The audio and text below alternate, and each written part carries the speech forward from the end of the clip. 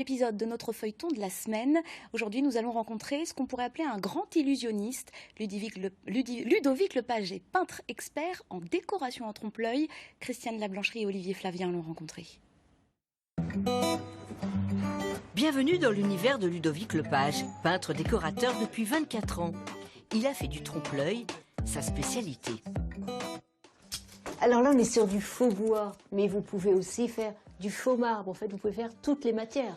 Alors oui, à part les billets, je suis un faussaire. D'abord, il décrypte la matière, puis c'est l'utilisation de différents outils qui lui permet de donner à son travail le rendu escompté. Là, par exemple, avec celui-ci qu'on appelle la brosse à patine, je vais taper fortement sur ma peinture et ça va faire des petits picots qui vont donner l'effet d'un tissu. Donc grâce à ça, on peut imiter le cuir, par exemple. On peut imiter du tissu.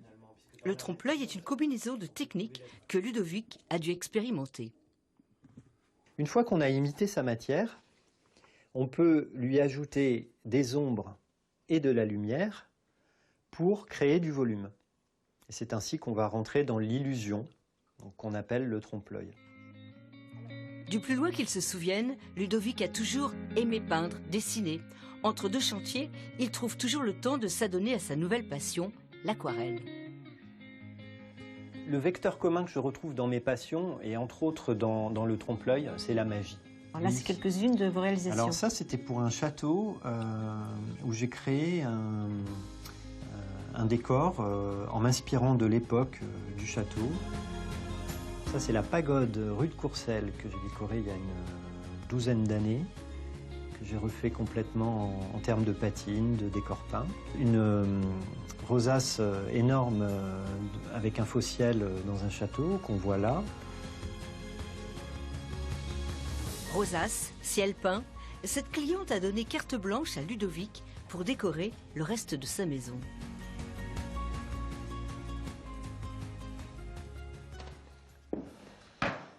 Alors là, donc, on est dans une pièce que j'aime beaucoup.